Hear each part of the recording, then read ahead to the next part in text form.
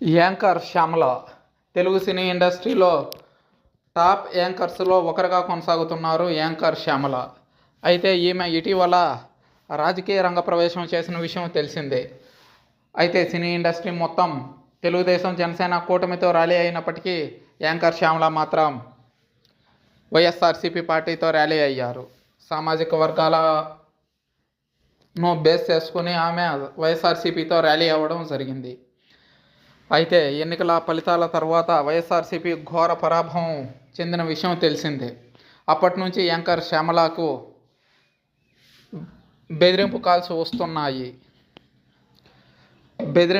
వస్తున్నాయని యాంకర్ శ్యామల ఆవేదన వ్యక్తం చేశారు. ప్రముఖ యాంకర్ శ్యామల ఇటీవల జరిగిన ఏపీ ఎలక్షన్స్లో వైసీపీ తరపున ప్రచారం చేసిన సంగతి తెలిసిందే. ముఖ్యంగా వైఎస్ జగన్ని సపోర్ట్ చేస్తూ పవన్ కళ్యాణ్పై విమర్శలు గుప్పించింది. ఈసారి ఎన్నికల్లో మళ్ళీ వైసీపీ పార్టీనే గెలుస్తుందని, జగనే సీఎం అవుతారని, పవన్ కళ్యాణ్ ఓడిపోతారని కామెంట్స్ చేసింది. అంతటితో ఆగలేదు, వ్యక్తిగత జీవితాల్లో కూడా దూరింది. కట్ చేస్తే సీన్ అంతా రివర్స్ అయింది. ఏపీలో కూటమి గెలవడం, పవన్ పిఠాపురం ఎమ్మెల్యేగా భారీ విజయం సాధించడం జరిగిపోయాయి. ఇలాంటి తరుణంలో శ్యామల తాజాగా ఓ వీడియోని రిలీజ్ చేసింది. అందులో ఎన్నికల్లో గెలిచిన కూటమికి పవన్ కళ్యాణ్కి శుభాకాంక్షలు తెలియజేయడంతో పాటు తనకు బెదిరింపు కాల్స్ వస్తున్నాయని ఆందోళన వ్యక్తం చేసింది.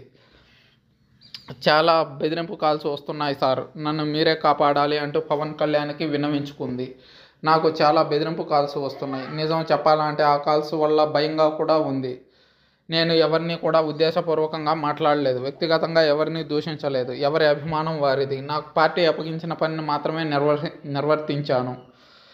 భవిష్యత్తులోనూ పార్టీ కోసం నా వంతుగా కష్టపడతా. ఉన్నది మాత్రమే చెప్పాను, లేనిది చెప్పలేదు. దయచేసి అర్థం చేసుకుంటారని కోరుకుంటున్నాను అంటూ కన్నీటితో ఈ వీడియోలో పేర్కొంది యాంకర్ శ్యామల. అయితే దీనిపై కూటమి నుంచి ఎటువంటి సమాధానము రాలేదు. వేచి చూడాలి ఎలాంటి